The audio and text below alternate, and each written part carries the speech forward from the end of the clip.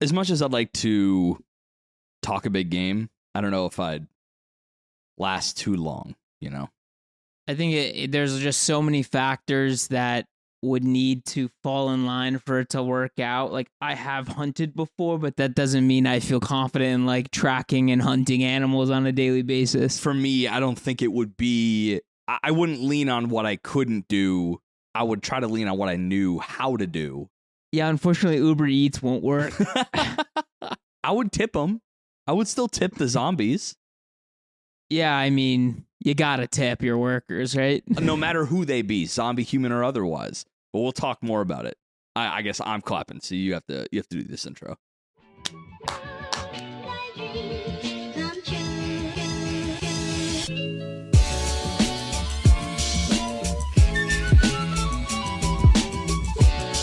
Welcome back to class. That was so spooky. Hey guys, I'm Prof. Ethan. Just a little heads up, I've been watching a lot of British television. There is a large chance that I will slip into that at some point. 100% you will. I've seen it. I've seen you do it down here. Yeah, you will slip into that. That will be an inevitability. I am your bugged out Professor Ricky. Ethan, I got a scenario for you. A scenario that I think we should talk about. The day is March 3rd, 2027. You wake up, you get your coffee going, as we do in the mornings, and you look outside. Neighborhood full of zombies. All the neighbors are full of zombies. You now realize you are in a zombie apocalypse. They're meandering. They're aimless. It is kind of your standard affair, middle of the road, not I Am Legend sprinters, but not absolute dumbfuck zombies. What's your game plan? What do you do from here? That you look out your window like, oh shit, I'm in a zombie apocalypse. Where do you start?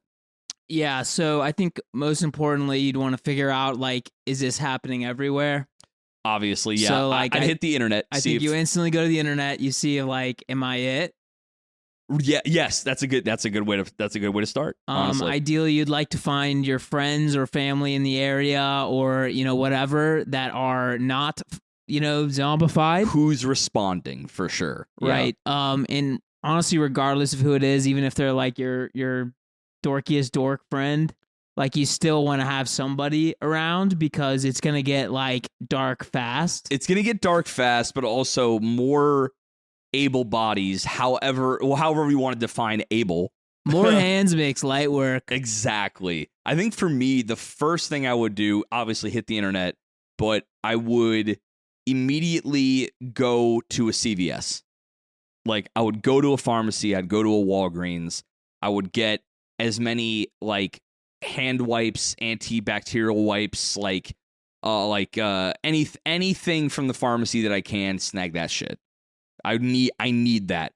Like, I was thinking about this earlier, how valuable things, like, people are thinking, like, oh yeah, like, painkillers and stuff like that.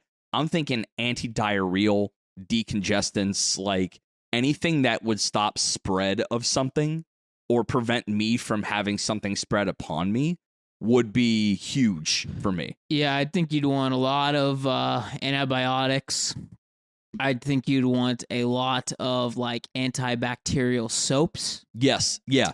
Like an absolute soap hoard. I think you'd want as much gauze and clean stuff as you could get from that perspective. Yeah. But I think water and things like that would actually become a big deal pretty fast. So maybe just go to Costco and load the fuck up. Oh yeah. Yep. I mean, it would really depend, like, how many, like, is it everybody zombies, or is there like a bunch of people out there that are like bad people? Because then you wouldn't want to just go straight to like those really high value places. So that is what I think the trip would also double serve is I still have gas in the tank in my car. I would go survey the scene on the way to certain spots and understand, like, what am I looking at? Do I see humans looting, or do I see just a field of zombies? I think that'd be how I get the lay of the land. And then after that, I would understand. The one thing I do know is that unleaded gasoline, the ones that like every typical car uses, has like a shelf life of like 3 months. But diesel has a shelf life of 6 to 12 months just by way it's processed. So if I see it's a landscape of zombies, I'm late to the party, right? Like, everyone's already infected in my vicinity. Yeah. I would go find a diesel vehicle so I know that the fuel I go snag is going to last me 6 to 12 months, aka 2 to 4 times as long as unleaded gas would. So I would ditch Big Blue, which is the name of my Subaru, and I do name my vehicles, but I would ditch Big Blue to go get a diesel truck. Yeah, I'm not really sure like transportation would be like long term that big of a deal. I think it would be absolutely late game important for sure. Maybe not like in the first couple weeks, but I think it would be crucial. It really just depends on what the scenario is. Like if there's a bunch of bad guys out there, you really don't want to be on the roads. That's true. And if you are on the roads, you'd have, but that's honestly something that's interesting because like most diesel vehicles that are commercially available are pretty fucking hardy. So I think if I were to have to be on the road, I would rather something that were more tanky than something like a Subaru or lesser in terms of body size. So I would grab a diesel vehicle regardless if I have to move or not, because there will come a time when I have to move. So I want something that can at least use the fuel that has the shelf life 2 to 4 times longer than your typical Pavo pedestrian gas, essentially. Yeah. Yeah, I think it's hard to choose what's really the most important in the time. I think, like, obviously medicine is a big deal, but, like, food and water, you'll die faster if you don't have that. True. I think I would be concerned with power lasting for very long because of the fact that, like, all of those facilities are run by a bunch of people. Yeah. Yeah. There's I can't remember what the freaking show was, but it was basically like all these high school kids. They went away on like a trip, like a high school trip. Okay. And then like, our bus just got hit by something, so we have to turn back. They go back to their town and nobody's there. And also they can't leave. So it's like only the high school kids running this town. Oh, shit. That's very Lord of the Flies at that point. Right, yeah. Exactly. And the whole thing that's like ridiculous to me is like somehow they have power and water this whole time. And it's like the first thing, like they're screwed. These dumb little high schoolers have no chance. Right. Once you kind of get into the late game of an apocalypse of that nature, it gets a little weird with the logistics, and some shows kind of don't quite play to those very well. Right. But speaking of zombie apocalypses and shows that do this the right courtesy, today we're talking about one that does all of those things and arguably more.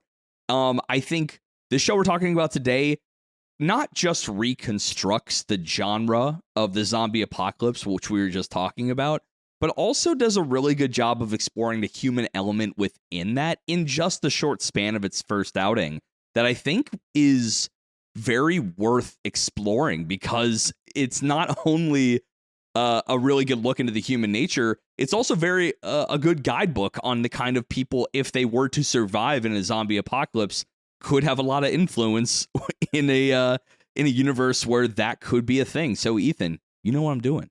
What are we talking about today? Today we are talking about... There it is. Psalm 100, Bucket List of the Dead. Yes, the 2023 show that had a bit of a production hiatus there in the middle, put out by Bug Films, that did a lot of work on things like Scott Pilgrim Takes Off, and also Summertime Rendering. It had a huge hand in Summertime Rendering, and it kind of shows. I mean, the visuals are like absolutely top tier, and Bug Films is no slouch in the visual department.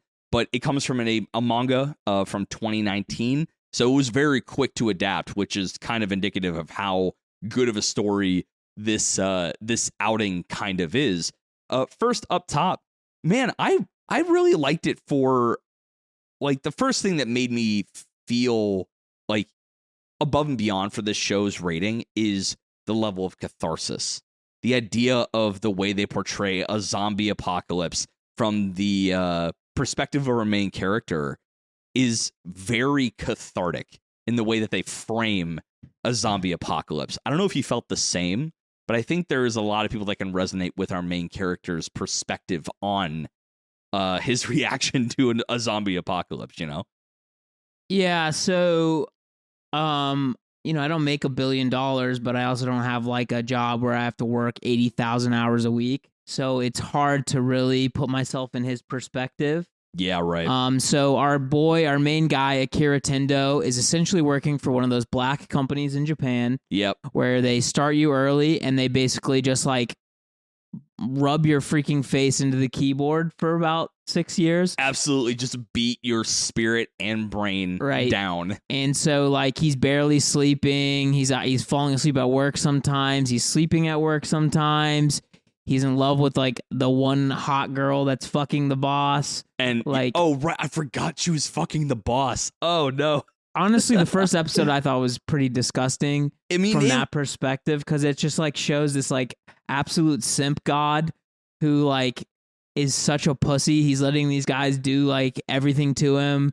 This one girl is being nice to him like every now and then, and he's like, "Oh, she's so awesome." And it's like, dude, she's getting railed out by the boss. Yeah, doing nothing. Let's talk about that first episode, because I think that I wanted to bring up, and I had in notes that I don't currently have up right now, but I made some loose notes for this episode, where it's more or less like kind of showing from Akira's viewpoint a very green individual to the world of professionalism, let alone Japanese professionalism, where he entered into this new space of work where he obviously had none of the grizzled experience that someone that maybe had been working there for 5, 7, 10 years might, where he is kind of understanding that his very idealistic ideas of what work should be are absolutely not the reality of what's going on,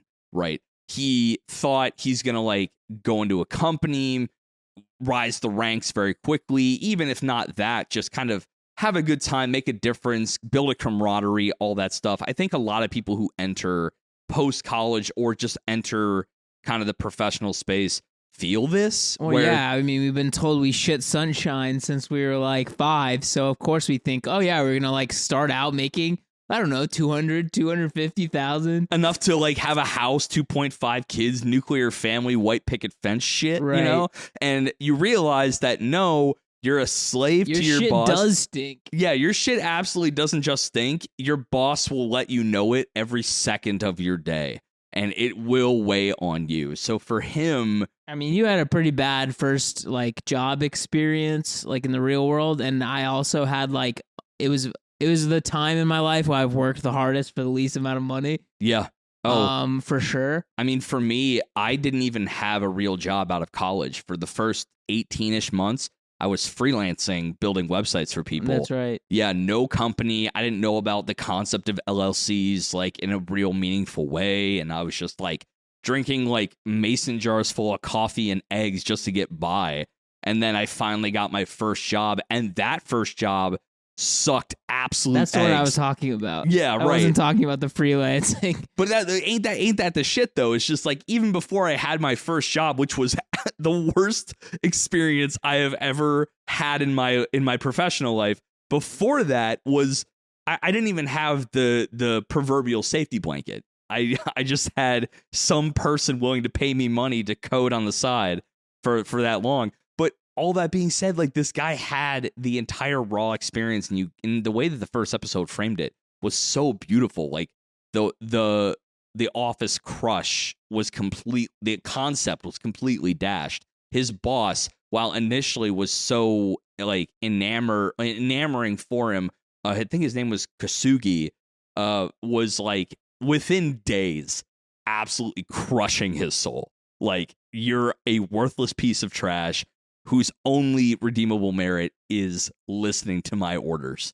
And if you can't even manage that, I'm like, he's like, you're making my life hard. Do you want to make my life hard? Do you want to make this harder for me? It was manipulative as fuck. Like, it's not even a joke. That is some people's reality. So, I think, I mean, in a culture like Nihonga has, or Nippon, it is very, I think, more common that kind of shit since they're not individualistic, you could get railed into the ground over and over and over again forever and not really feel like, hey, I got to stand up for myself. I think that is less of an issue in like the US and Europe to a lesser extent. I think we're very like individualistic as cultures. I think we know now, having been professionals for a while, that the European work culture doesn't even, in a lot of cases, not probably all of them, doesn't inflict that amount of pressure. In America, that pressure is often felt, but we have a lot of kind of camaraderie mentality around like not putting up with that shit. You know, like, yeah, I think it has changed a lot. I mean, they barely work in Europe. Let's be honest. I mean, and it's they like take 3 months of vacation for siestas. Yeah, and shit. Let's fucking go. I am here for the idea. I mean, I guess, but they also like don't do anything.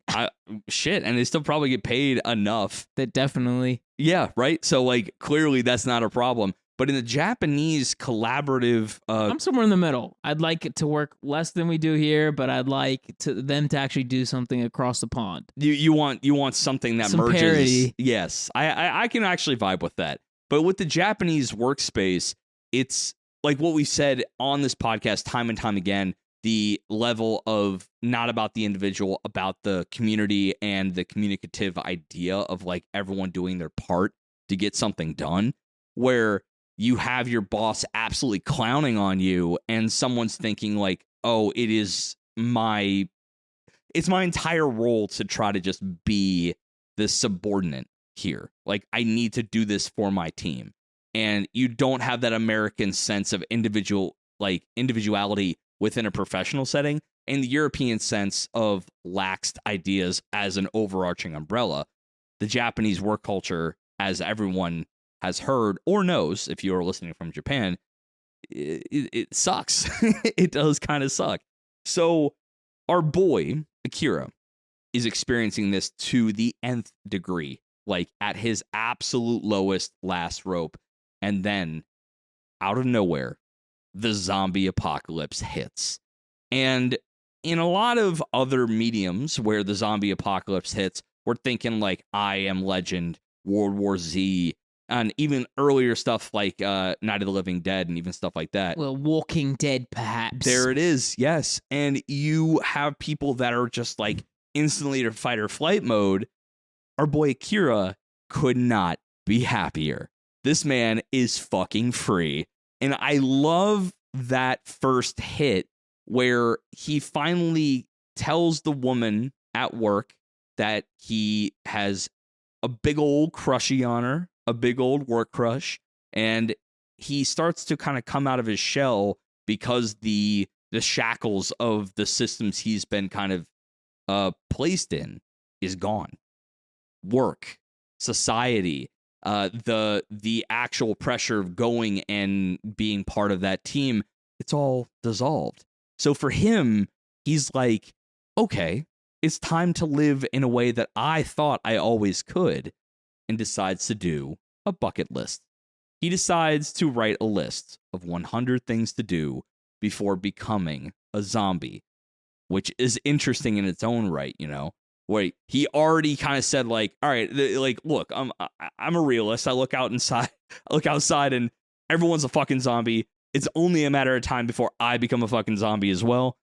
Let's do 100 things I wanted to do before I eventually become this, you know? So I like that he's like, not 100 things before I die. It's 100 things that I do before I become a zombie.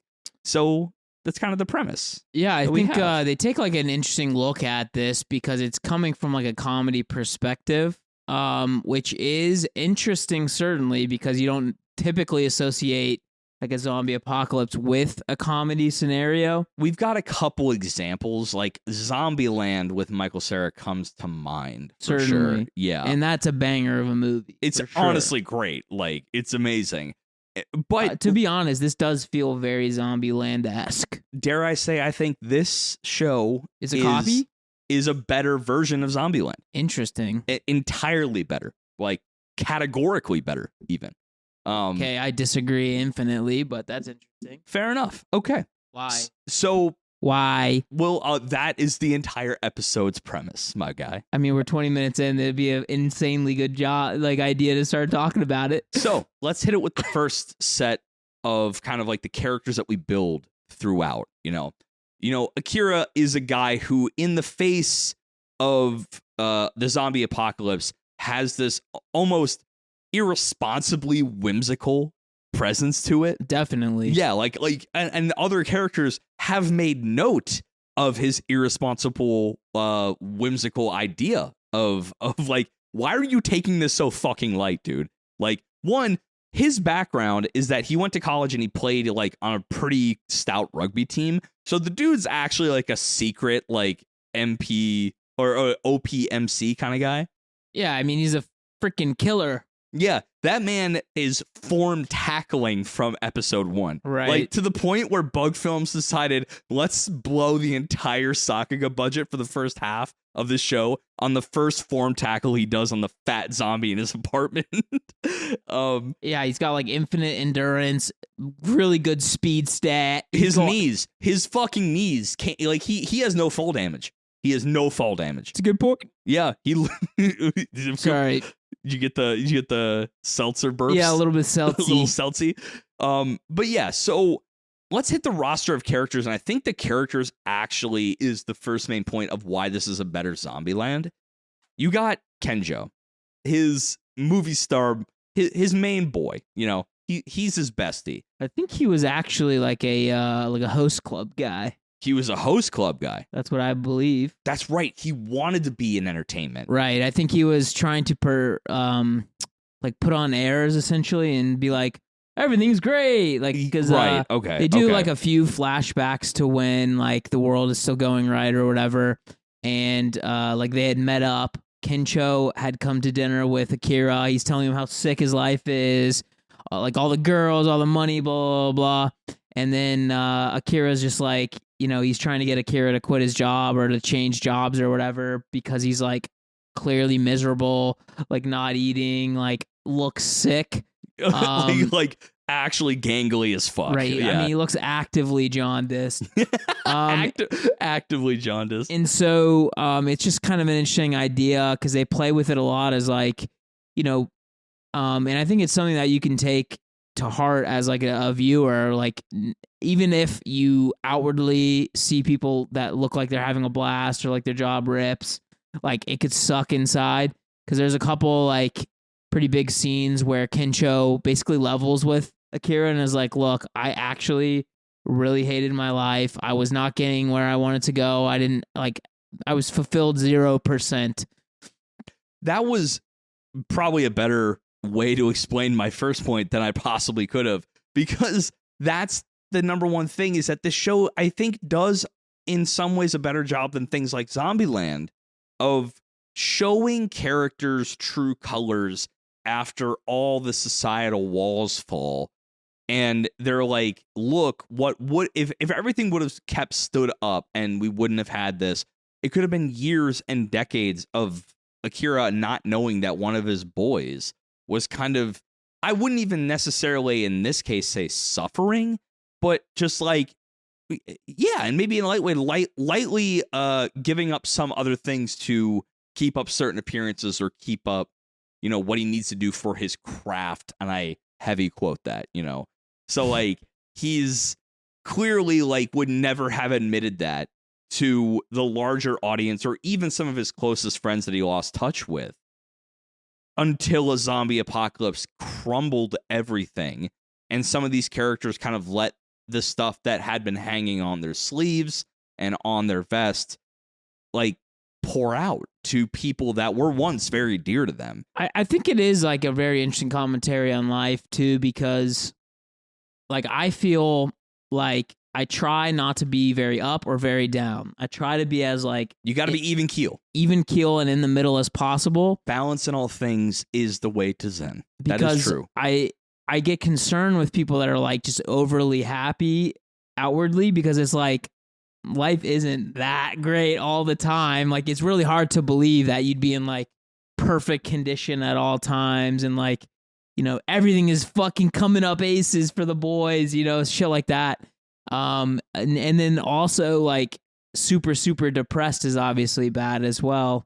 So it's very interesting, I think, to look at this as like a, you know, it's okay to be in the middle. It's okay to not be like perfectly happy with your situation. It's okay, you know, to be sort of like in the interstitial periods of your life 100%, where you're trying to find what it is that you do want to do.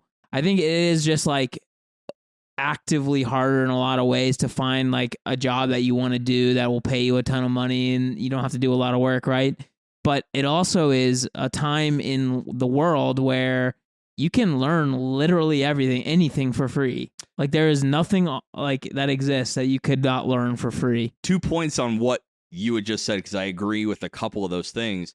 One, like, look, I am a software developer by trade, and I say to everyone on my team at work that I lead that there is about 10,000 20-year-olds with an Adderall prescription, an internet connection, and a free fucking weekend that can do what you do in 72 hours. You have to be coding plus something, right? And I think the idea of that, like, anyone can be anything at any time in the real world is not just such a reality in 2024. It's a threat to my livelihood. There is someone that could be better at like the coding that I do tomorrow. But I think also what you said about kind of being at the even keel, I think that is where people should be. But this show kind of talks about how people don't make it okay to let others know that you can be at other levels. Like Kenjo's a great example. He is physically like putting himself out there, really stretching himself thin to make it look like he is just living his best life. But in reality, he's like, I'm fucking starving. I'm trying to be cut. I'm trying to be absolutely shredded every fucking day, dude. Like, it's a hard life to live. And I think that, like, the world that we live in with these societal barriers, it's kind of not okay to show that you are at an extreme. But I think that that's kind of the cool thing that you should be able to do, to say, like, I'm today is kind of a dud day, or today is fucking royal flush. Don't even at me. I am on fucking cloud nine. So I think like the extremes are good and should be like, you should want to find a middle ground, but it's okay to tell the others that you are at your low or at your high. And I think that a zombie apocalypse like framing for characters like Akira and Kenjo is good because they get to tell others that, right? That Akira gets to say that he was at his lowest point with that work, but was hiding it from others. And Kenjo was saying, I was really stretching thin, but couldn't tell anybody else. So I think that's what this show does at first point so fucking well. When everything drops, people show their true colors. And it's a really kind of a beautiful thing to see a setting used like that. I don't know. Yeah, I mean, I guess rebuttal for is this better than Zombieland is like this is a fictional, like not even close to a reality version of how a zombie apocalypse would go, right? Like, I mean, they're like basically tested the entire season. Like, there's a couple like obviously scenarios where like shit gets real bad, but it's like overall it has not been that big of a deal. Like even the weird mutant shark thing, like he really tanks that fucker. That was some, and really that, has no issues. Look, we're in an anime setting. That was some anime shit of him trying to be a superhero, right? But I did like okay. So I wanted to say next character is our main waifu, is like Shizuka Mikazuka, I think her name is. She was called Miss Risk Analysis for a while. But Shizuka is the character in every zombie film that is like optimizing the situation, right? In every situation, what is the best cost benefit and like analysis to survive? And I think this show, point number 2, does a really good job of introducing that character that I think is in almost every good zombie flick or zombie show or zombie piece of media, where a character is hyper prepared mentally for the situation. Like, understands, like, if I go into this back room, what's my ingress, egress? What could happen if there's zombies in there? Am I coming in prepped? Do I have an exit plan prepped? Like, all that shit. She is planning every fucking step. But she is not our main focus. I think in Zombieland, Michael Cera's main character is the one literally giving us the rule book on how to be sensible in a zombie apocalypse. Right. Our main character in this story is doing the exact fucking opposite of that exact plan, but we still do have a character that is chastising him for not doing what Michael Cera does in Zombieland. And that character is Shizuka. And we find out why she's like that later from some past, upbringing situation. But she's slowly changed. And maybe that is for better or worse, which is my one little gripe to start, is that I think her changing her character a bit more to be more whimsical kind of takes away from what her character, I think, really brings to the show. That I think her being such a hardline realist in this world really highlighted Akira and Kenjo and later characters. But her becoming more whimsical kind of cheapens that a bit, where it's like, oh, maybe the way to do a zombie apocalypse is really just live the way you want to live. And it's like, no, you would fucking die.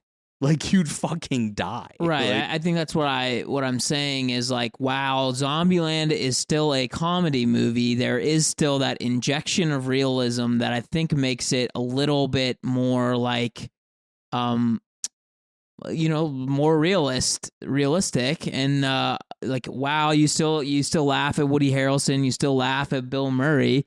Like, oh, Bill. Yeah, I forgot about Bill being in that movie. Shit is a little bit more serious in some regards. There's more like human interactions within the group that don't like go perfectly, and just like a more realistic take at it. I actually have a theory about Zom 100 that he's already dead, or this is maybe just like a really weird dream, because he was like in such a bad state in his original life. And my theory is like all the weird colors all over all the zombies and stuff is just this like literally cracked out of his mind version of like a life. That's not the worst theory I've Thank ever you very heard, much. But it's, I think, an invalid one. And for what reason? Because you're dumb. If you is he dumb? Is he just fucking dumb? I think if you're an anime studio trying to do a zombie flick and didn't want to have all of your blood recensored as cum everywhere, what would you do? Well, there's still like blood and stuff. Yeah, but it's always rainbow colored.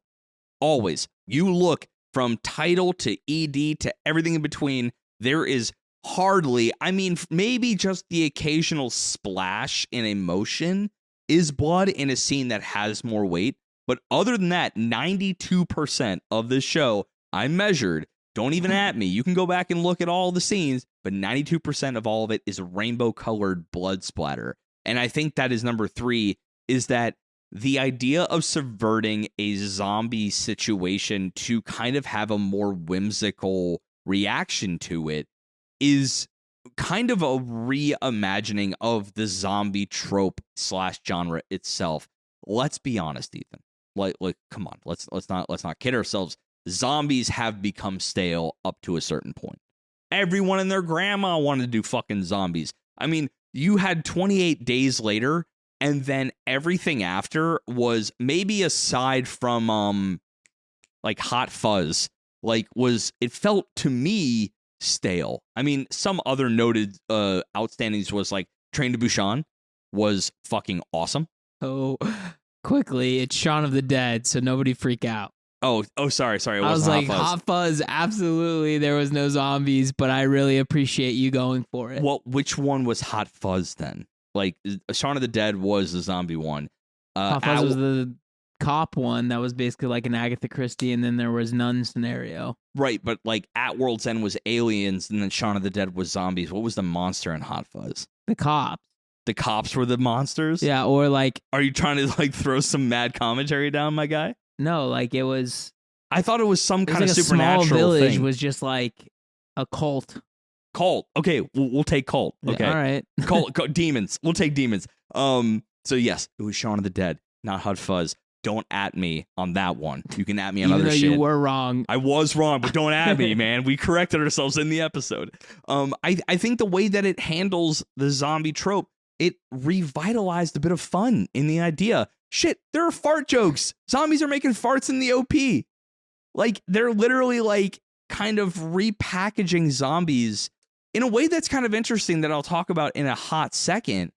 But yeah, I was just going to say there is not that many zombie related animes though. So it is an interesting little fun take. I would love, well, for example, Koreans absolutely love the zombie. They fucking go bonkers for zombies, for sure. And honestly, a lot of their shit is like top tier zombie flicks in all regards. Exhibit A, Train to Busan. If you hadn't watched that, go fucking watch it. It's really good. The show, I can't remember what it was, but it's on Netflix, is also incredible. Oh, okay. I'm in. Okay. Yeah, I can't remember what it's called, so it doesn't really matter. But phenomenal. Check it out. Go find the Korean zombie flick that has no name on Netflix. You'll find it, I'm sure. You will find it, yeah. But I was going to say, like, I can only think of, like, a couple other ones, like High School DxD, which is its own weird take on it. Yeah, weird how exactly? I'm not so sure. Titties. And I honestly can't even think of another one off the top of my head. Wow. I kind of took a beat to try to like cook one up in my head. No, I genuinely can't do another one. Like, I can't come up with another reference. At some point in the latter half of this episode, I will throw one out like crazy. I thought I had two before we started, but now I'm thinking I only have one. So it's possible that another one does exist, and we'll kind of like circle back. But that's the point that I'm trying to make, is this is still novel for the Japanese anime audience. They are few and far between, for sure. The idea of the zombie thing being a releasing of like societal pressures is also a huge kind of motif in the second half of this show. Well, I want to say, like, I did not really enjoy it all that much until the full cast gets together. You were waiting for Beatrix, weren't you? Well, I was obviously waiting for Beatrix, but, like, when they start kind of getting on their own and doing their, like, cross-country trip, it's way more fun and enjoyable than when, like, Akira falls back into his old ways, and, like, it just didn't make a lot of sense because he was living at that point for, like, weeks without having that, like PTSD come back, and then he just sees one guy. Like, to me, like, if we're in no rules zombie apocalypse, I'm just killing the fucking guy and moving on. That's that Kosu guy is the name of his manager. So he was like terrorizing him at his job. I will say, Ethan is 100% right. The moment you get the full cast and then everything after, I think the story completely strengthens. And I don't necessarily think it's like we were waiting for the full cast. I think it's just the pacing of the show. But what we do get is a lot more really good commentary on a lot of the stuff they've been talking about in the first half. Case in point, they had finally gotten the smarts to understand, hey, if we're going to try to get out of town, get the fuck out of the city, and go to the rural areas, which is a great zombie strategy, we need a vehicle that can accommodate that sort of journey. And Ethan, what would be the best thing to do long tripping with a bunch of people to have fun in? A freaking RV camper van. Absolutely, a car V, dude. Right. A car V camper. And they happen to go find, which I think is actually pretty realistic, an RV show in Japan. And they just like, yo, this is the fucking tits, dude. And they start picking out some fun ones that they had. And they manage to snag one that's pretty dope. So they go, and when they finally pick up Beatrix Amerhauser, I think her name is Amerhauser. Hauser, probably. Amerhauser, yes. Beatrix Amerhauser.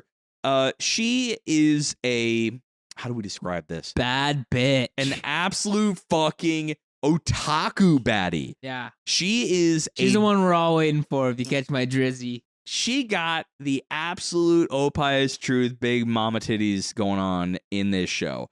But more importantly, which is shocking, that she is a German foreigner that, like, from a young age saw Japanese content on TV and got enamored by the country and its culture and dedicated all of her like free time and mental space to becoming a true, I mean, like, a pure otaku, like spiritually pure otaku. I mean, she just straight up is like an encyclopedia for everything Japan. Right. She is a student, dare I say a professor in her own right. And I think it's clear she has autism. She clearly is neurodivergent in the way that like someone with Asperger's would like hyperfixate on like camera models or something like that. She hyperfixated on the encyclopedic history and culture of Japan to the point where she is actually pretty fucking good with a spear and a sword. Like she's like a no joke combatant. Yeah, so I think another kind of interesting idea putting all this in Japan, they don't have a lot of guns. Like at all. They do not. We see exactly one gun in the entire show. Right, so it's just a very, I think, vastly different scenario than what you would face in like America and places in this kind of region of the world where, you know, people hunt, people do all that kind of stuff.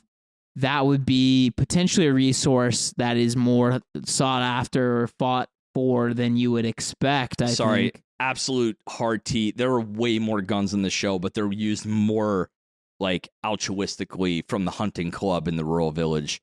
Yeah, might be. But there's one gun that's used antagonistically. But to your point, in America, this would be an absolute slugfest. And I mean slugs, like absolute shells and gauges, and you would be firing so many bullets in this side of the hemisphere. But yes, I think Walking Dead shows you that Michonne and her freaking katana can rip some mother suckers up, and it might actually be a better strategy because it's a quiet weapon. It is a quiet weapon. This show does a good job of showing noise in a zombie world attracts all of the fiends and the ghouls to your spot. And sometimes to their advantage, which I like the idea of that, where they had flares that shot off noise. They had drones attached to Walkmans, attached to megaphones to lure zombies with drones to a certain area, which is brilliant. I think that is definitely a 2024 move. Like that would be something I would do. Like, oh, they're going to swarm my base. I'm going to release a drone, play some like Van Halen and just let it go over a block. Like just goodbye and let them lure away. But with Beatrix, she is a true otaku. She's a slice and dicer with the best of them and knows how to use a fucking katana. And it is effective through Act 2 and she gains a wheel in Act 3. She really kind of utilizes the wheel with that body count for sure. Yeah, I'm kind of trying to make the point that this is definitely a different take than you would get on any type of North American version of this, because guns are way less prevalent. Even I think the European shows or movies or whatever about this, like 28 Days Later, there is less guns, but of course he's like weirdly, non-existent for the first month. And then it's basically only military people have survived. Right. In a lot of ways. So there are still a shitload of guns, but even I kind of wonder what would happen. Like, would the JDF instantly fold? Like, where would those guns end up? I think it would be like a fun little thing if they kind of included like their perspective on what would happen there. Like, how would you immediately distribute guns or like protection weapons to people? Because there's clearly not a lot the nation would be able to distribute. Or to mobilize like individuals with guns, In my head, I'm just thinking like just sheer lack of true firepower. People become assholes when they can be assholes. I think that's like the manager guy showed it. Like he was like, trying to get on Shizuka. He's like, "You're a girl. All you got is tits and ass." Yeah, let me just funnel them titties. Just be nice to me. Right. I want to bring up that scenario where they basically Beatrix joins them. They drive the RV down the highway. It's free sailing, right? There's no one that's there to like touch them because everyone's a zombie. They hit a spike strip and realize they run into a truck stop encampment of people, very Walking Dead style, that had set up camp to protect a set of people. Turns out this is run by Kosugi, Akira's ex-manager, that piece of shit that made us life hell for close to 7 years. And Akira snaps back in a world without corporate, professional, and societal boundaries, he snapped back in rank and file. He became a subordinate once again, which I loved the way that they. It was a bit ham-fisted, but I liked the way that they moved in Shizuka or Shizuki. Shizuka.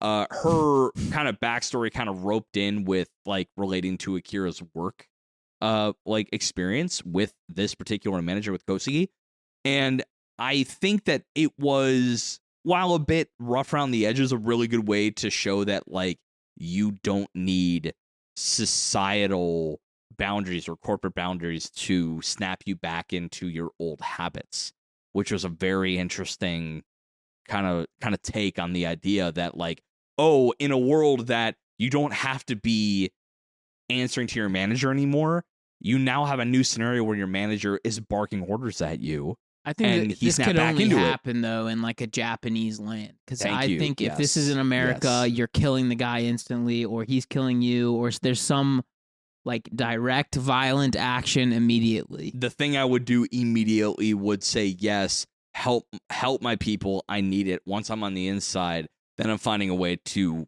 murk this guy's ass. I mean, I just think about this a lot. I know it's going to sound insane and sociopathic. I am so ready for this with that prep. But like, without people expecting it, like murdering something would be really easy.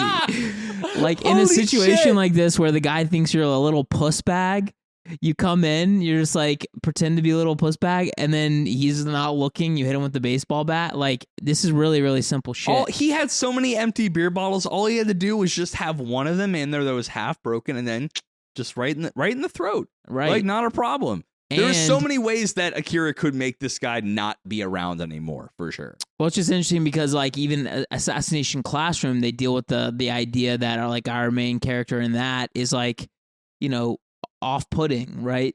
Oh, very off-putting, you know, or not off-putting, I guess. He kind of stands you down. I'm trying to say, like, he's not off-putting. He puts you off. Like, he literally will submit you to being a subordinate to him. No. This is help. I know, but you also just started to try to help me and was going the exact opposite direction. Our main character is disarming.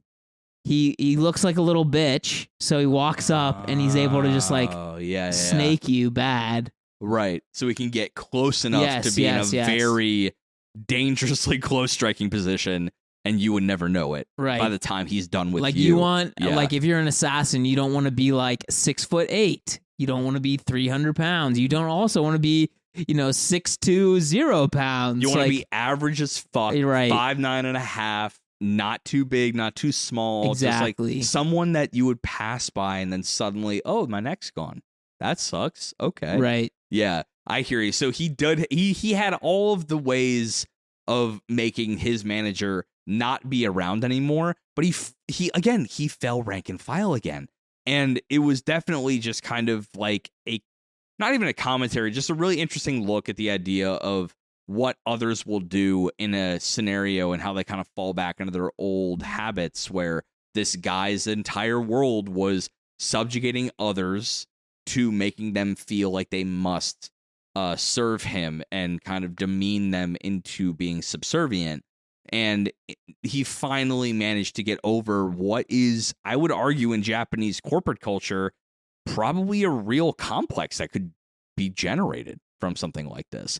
And at first I was like, okay, my American ass head was like, okay, come on, man. Akira, you gotta not like be such a pussy.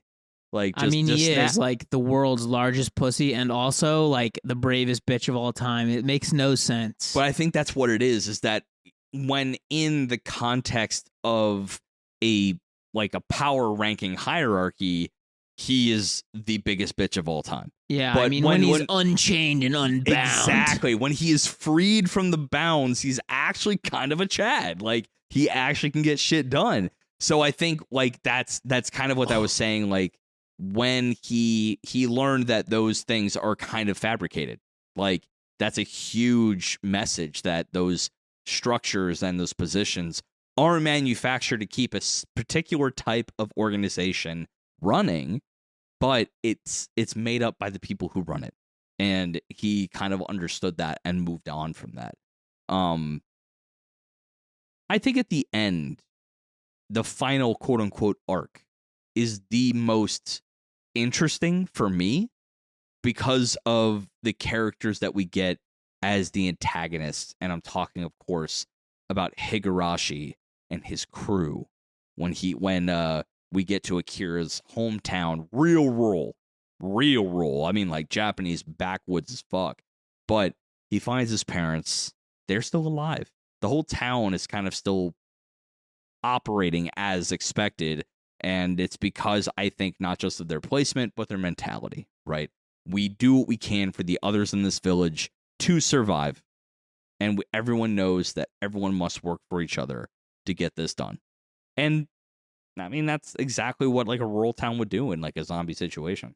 Like, I think if you got a bunch of like 70 people together in the middle of bumfuck nowhere, they'd probably have the best chance of a zombie apocalypse than anyone else, honestly.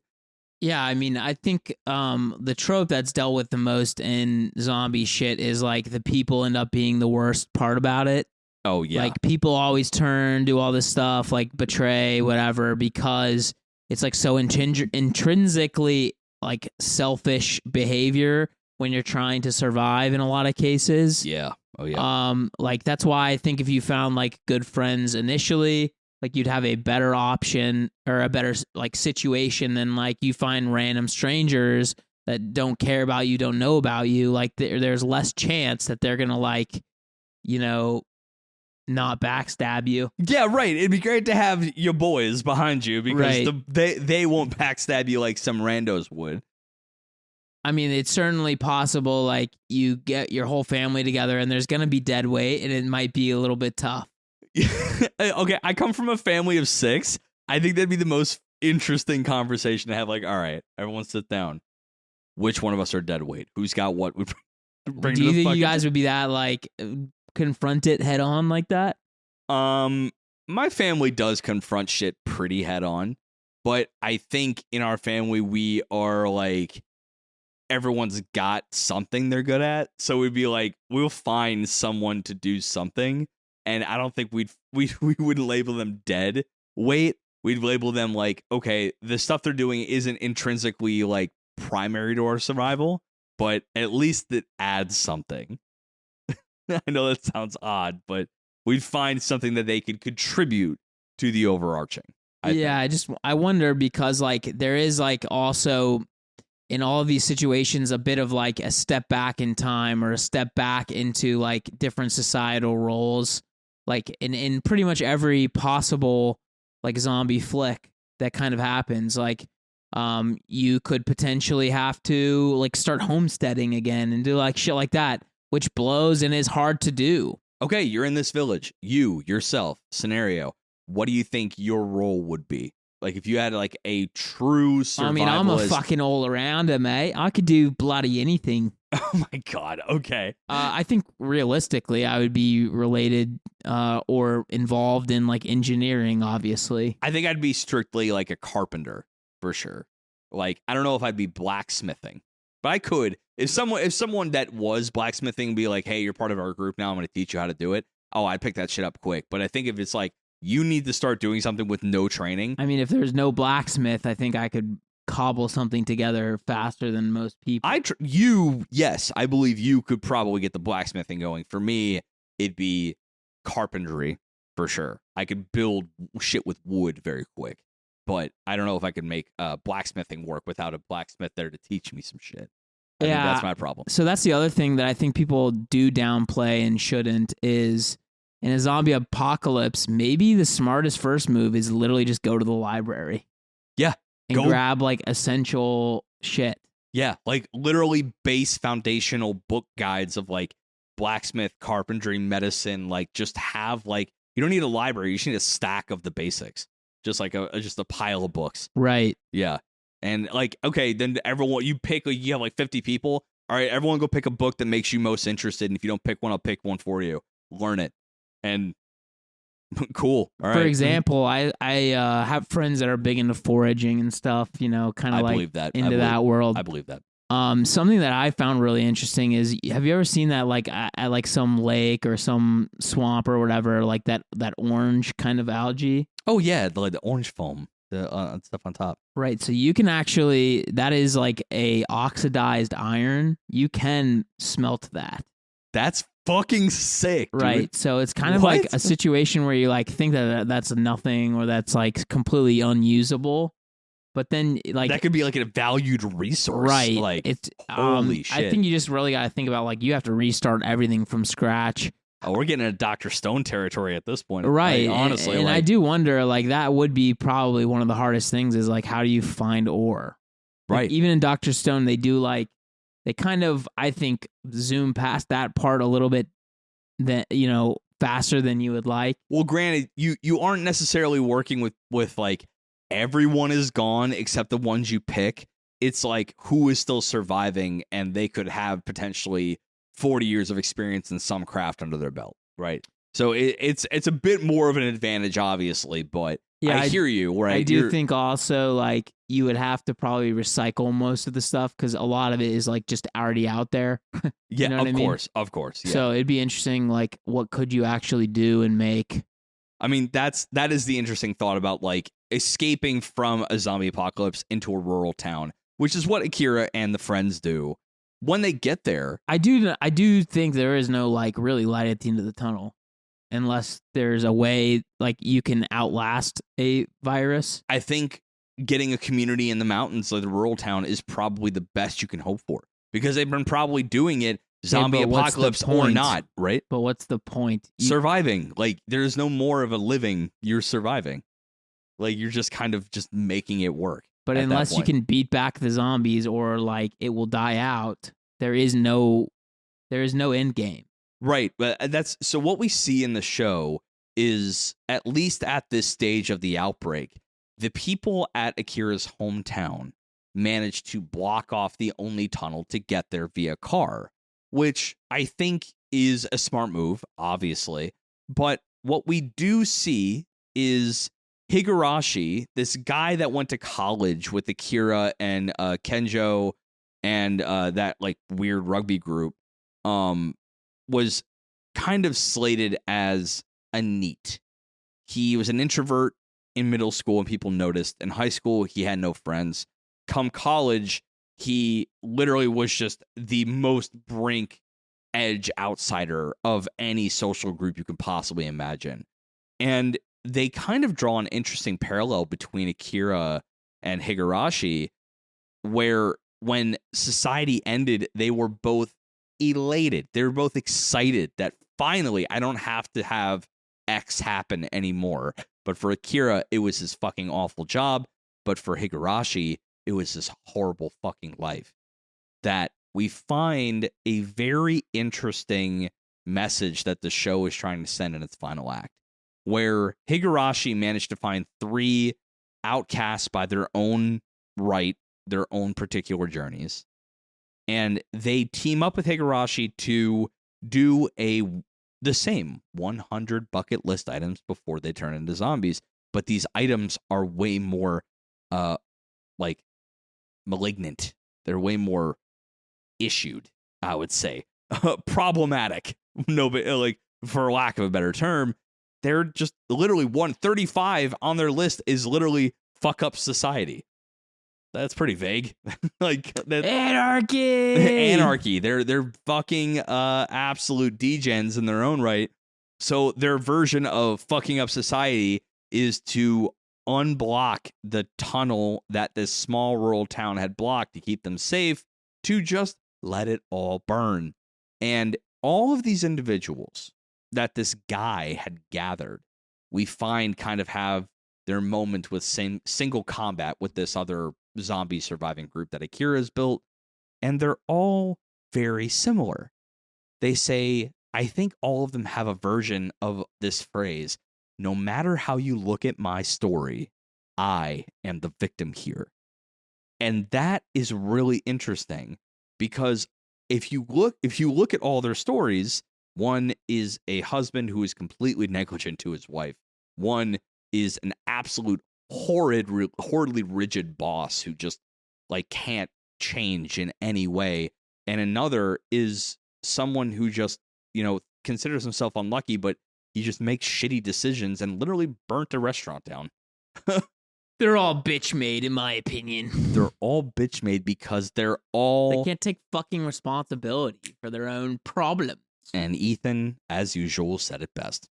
They literally don't know how to... I wouldn't go that far, mate. Oh, I was giving you the I know, attaboy. I would not there. You literally knocked the attaboy down? Yeah, that's bad news. Okay, fair enough. But yeah, all of them literally consider themselves the victim when it's almost overly abundantly clear to any like sane-brained viewer that no, it's your fucking problem that you're in this position. You weren't like ostracized from society. You literally just weren't being a good person. And at the end of the day... Also, there's no, I think, better scenario where you could reinvent yourself than a situation where, like, the basest of needs still needs to be met. Like, people still need to keep shit clean. They still need to, like, farm and do, like, the easiest shit you could possibly do. Right. Like as far as, like, mentally challenging or stimulating, like, that stuff still needs to fucking get done. And so, like, there's just no other time that you could reinvent yourself. And if your situation that you are going down or your road that you're going down ends up being, you know what, I'm just going to burn it all to the ground because I'm a little whiny bitch, like, the problem is you. So you did just knock yourself down, but you also, again, put it better than I possibly could. That's not true. I'm just saying you're a smart boy. No, I'm saying you just He's did it. Such a smart boy. It's just two professors just trying to hype each other up at the end of the day. But that's what the final kind of nail in the coffin of why I think this is a bit better than Zombieland is because it really took a hard look at individuals that see the opportunity that something like a zombie apocalypse could present as a avenue for reinventing yourself, and the slate is wiped clean, and yet they're doing the same shit they've always been doing. Right. Since the same shit that got them into the position where they were so angry at society that when it finally fell, the thing they were angry at, and they had a moment where everything was like completely, the leisure was gone, they were still doing the same shit that made them angry at society. And I'm like, that's a really interesting take. And I think the last motif is preaching the positivity of change, or on the other side, the negativity of the inability to do so.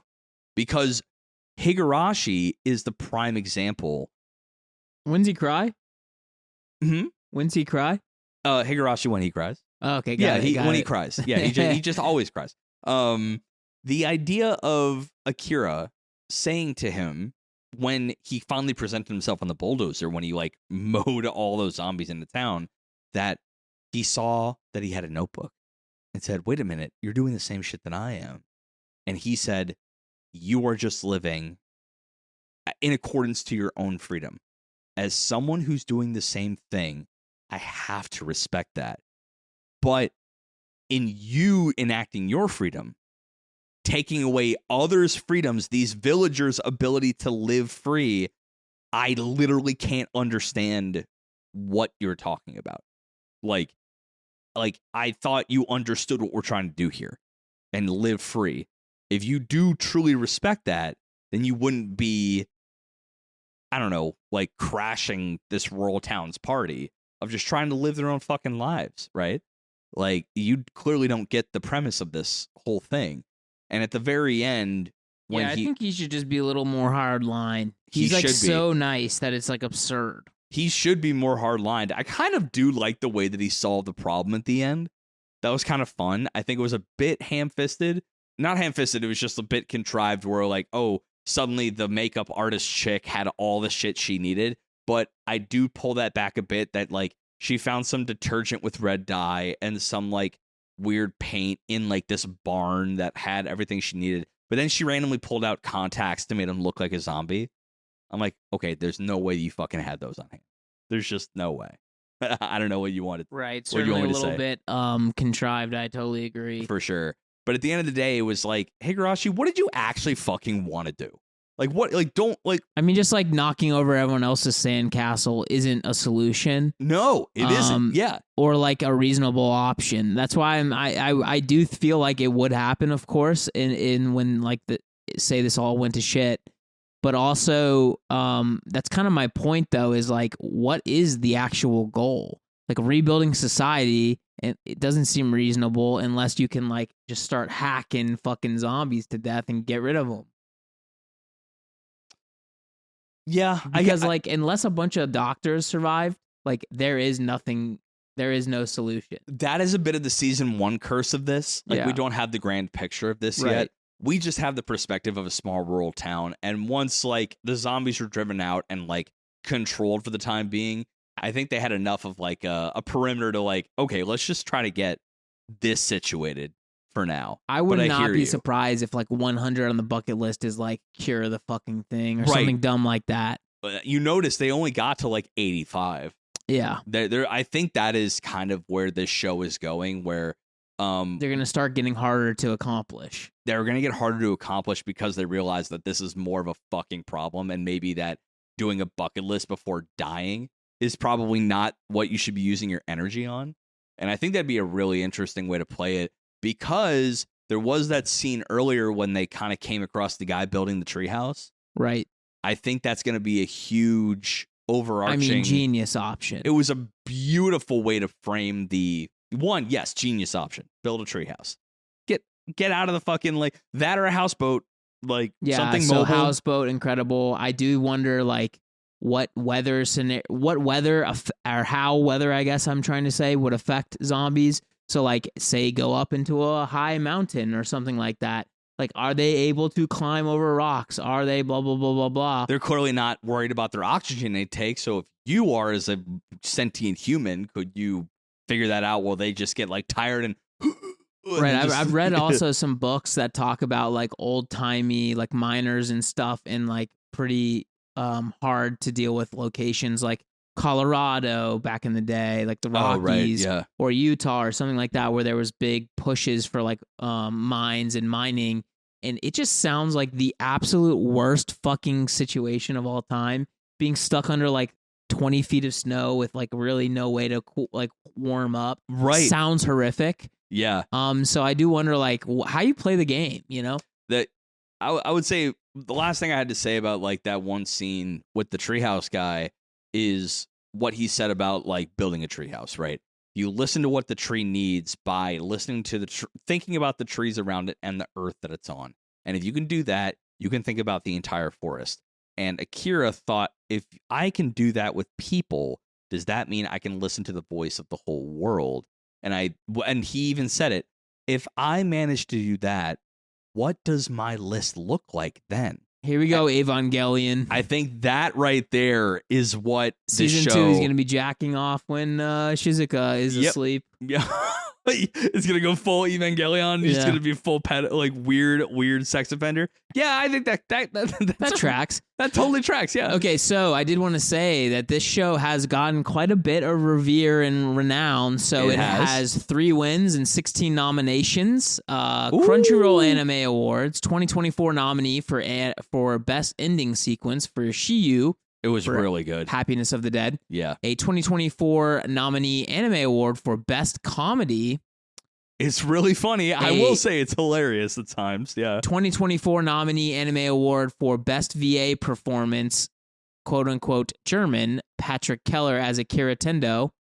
Very interesting. I would never have expected that. I was going to say didn't watch it in German, so. That's really weird. I thought you would have. 2024 nominee Anime Award for Best Art Direction. I think they could win that. That genuinely could play for sure. 2024 nominee Anime Award Best New Series. Interesting. I'd fuck with that. Yeah. But there's no way it's going to win that. No, but I think it should contend, yeah. And then Best Opening Sequence for Kana Boon, musician, Kazuki Kawago, storyboard and direction, Song of the Dead. The OP of this anime is fucking platinum. It's so good. Like, it is good. It's very, very, very good. Anime Trending Awards has Anime of the Year nominee What the? Okay. Do I get Anime of the Year nominee? Sure. Yeah, Do I think Anime of the Year? A bit of a soft entry on that front, but it does deserve to be in the conversation. I will freely admit. I mean, there's an absolute shitload on here that are like nominated. So fair enough.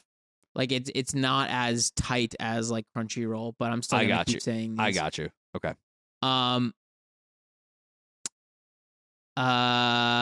Girl of the Year 2024, Shizuka Mikazuki. She is a very good supporting waifu, boy yeah. of the year for Kenichiro Ryozuki. Let's go! That's the real fucking award, baby. Kenjo's the boy. Supporting he can girl. slurp udon with his fucking ass. That's kind of weird. That's what it's literally in the show. That's kind of weird. What do you want from me? It's in the show. Nominee for supporting girl of the year for Beatrix Ammerhauser. I'm sorry, supporting? I know. She's supporting the entire second half. She's definitely supporting some. Well, something supporting things. her, I'll tell you a that. couple things, if you know what I mean. I know what you mean. 2024 nominee for Best in Animation.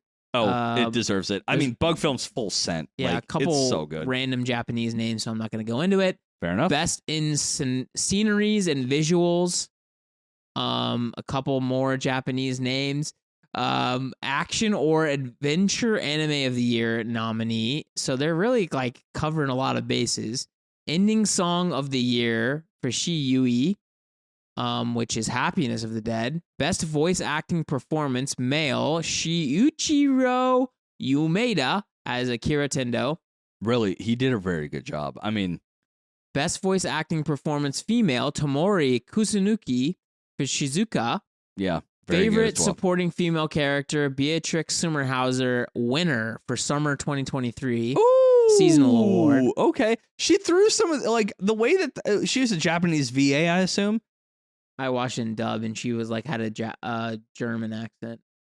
Like you watch it in dub and she had a German accent? Yeah. That's fucking sweet. Yeah. Like in the sub, she threw some good like yas down, like some good German shit down. I was like, okay. Yeah. Yep. Fair enough. It won seasonal award for favorite ending theme song, Shi Yui. And then it also won seasonal award for favorite comedy, summer 2023. So holy shit. I mean, pretty renowned, I think. Yeah. So at the end of the day, I truly think that this show uses the zombie background to do things like talk about the ability of people to or not able to change in the face of that kind of stuff. And it talks about like a very interesting mentality of what happens when the humans kind of like drop the walls and like a zombie apocalypse just breaks everything down and there's no longer a reason to act a certain way for a certain someone. And it has a lot to say about that it's very easily could go very light like Akira or very dark like Higurashi. Or Higurashi, I would say. But at the end of the day, Ethan, what would you give this show? Score-wise. Yeah, so the back half is infinitely better than the first half for me. Okay. I think they took a little bit too long to get the squad together. Like they did not get together until like episode 9. Yeah. Oh, well, yeah, they didn't get together. I think it was like episode 7. No. Like it was definitely through the back half. Right. Episode like 9. Well, the sushi one was 8. 6 got the RV, and I thought 7 they had Beatrix. No. So they leave the manager guy's little encampment and they find Beatrix on the road because she has all the fish in the truck. That's 8. Yeah, that's sushi. Yeah, you're right. Fair enough. Which not entirely important here. I just think that the back half is so much stronger than the front half that it's like hard for me to really love this show. It was pulling teeth genuinely for me a little bit. Okay. And then also the big pause in the middle for like, I believe it was like COVID or something related to that for the studio. That was hard because I was watching it weekly. Yeah. And I was never like informed when it came back. Right? I was luckily they dropped the last 3 on Christmas. Oh. Yes. I remember reading that, yeah, they're gonna drop like the final Hometown of the Dead trilogy, like final arc. They dropped all of that on Christmas. Okay. Yeah. I'm going to give it a 75. Ooh. I think it's a solid show. It's not my favorite. Okay. I was out here, I'm going to stick to it, giving it an 84 out of 100. I truly think there were moments in this show that genuinely made me choke up. I think it had a really good character set. I think Akira following him has been a great way to follow a zombie apocalypse story, and the kind of journeys he goes through and understanding like himself in a world that is not really influencing pressures on him, be it familial, be it professional. I think there's something that a lot of people can relate to. And there was a part of me that said like, oh, does this deserve 90s? And I'm like, not quite. It's a little rough at this point. I think if we get season 2 and 3 to be as strong as the second half of season 1 with the full crew, we could be looking at a 90s on our hands. But at this point, I think low to mid 80s is as high as I can give it. That's how it's going to live. Yeah, it's just I don't know. I just get like so like authoritarian essentially when I see someone be like such a bitch. Yeah, and you're like, why wouldn't you just clap this guy? For sure. I mean, there's like a million different things that he could have done. That was a part for me that I was a little bit stressed about. I'm like, there are so many ways you can get the fuck out of here. But it's also like stupid as fuck because like we know he's not going to just stay in this dumb little encampment and be a bitch for the entire series. Yeah, so how the fuck is he going to get out? I don't hate the idea that they had they had her kind of help him out of that and snap him out of that shit. But at the end of the day, I just think it was like kind of a bad trope to try to throw in there. Like, oh my god, he's fucking regressed. I think using Shizuka's past as a way to correlate with I get it. I'm not. Well, that's what I'm saying. That was the narrative out, and I think it worked. But I hear you. There could have been other ways that made that more engaging. Did I want to see Kozuki get his ass fucking eaten by zombies to get a little catharsis? Yes, dude. I wanted to see like Akira just look down from the top of a car and be like, "Serves you fucking right," and just watch his boss get his ass eaten by zombies. That'd been great. Yeah. So, do you want to do potentially a look at the Crunchyroll Awards for 2024 as the next episode? Ooh. Make our picks maybe based on their nominations that exist. Do we want to basically pick our noms or pick the winner? They from already the noms? have a list already out. Okay. With all the nominations. Want to give like a kind of a preview prediction on what we think they'll do? Yeah, and then you could pick your own from the list too if you wanted. Let's fucking rip it, dude. Sounds like a plan. If you want to listen to that and anything else that we have done in the past, I don't know, what's the time now, 5 years? Go ahead and go back and listen to anything we have done. Over 242 episodes at this point. On any platform you're watching this, it's 2024, the anger builds. I know you're on a fucking platform, students. Go over and down and pick any episode on the platform that you're on. If you'd like to talk to anybody that we have talked to on our show or any of the Patreon folk, patreon.com/weebology. $1 up gets you into that Discord, and we've been talking about some good stuff in there lately. If you want to say hi or like, comment, subscribe anywhere we do those things, or check out a little bit of the merch that we are wearing at this current time, weebology.com has the entire link tree and a form where you can just email us and say hi, and we'll definitely read it. I don't know if we'll respond immediately, but we will read it and you will be heard. But yeah, I mean, we'll definitely read it. I'll probably respond. How about that? Ethan had just committed to responding to every single email that you guys send. Yeah, that's fine. In perpetuity. So yeah, that's fine. Yeah, fair enough. I think that is it. I'm gonna go. Not promise that I will respond to every email that we get. We get a lot of emails. We get so many emails. Yeah. But until I actually swim through our inbox for the 7,000th time, I'm Ricky. And I'm Ethan. And this is Weebology. Deuces. I can't believe you swim through that. There's like 3 million emails. I live in there. You live in the inbox? Okay.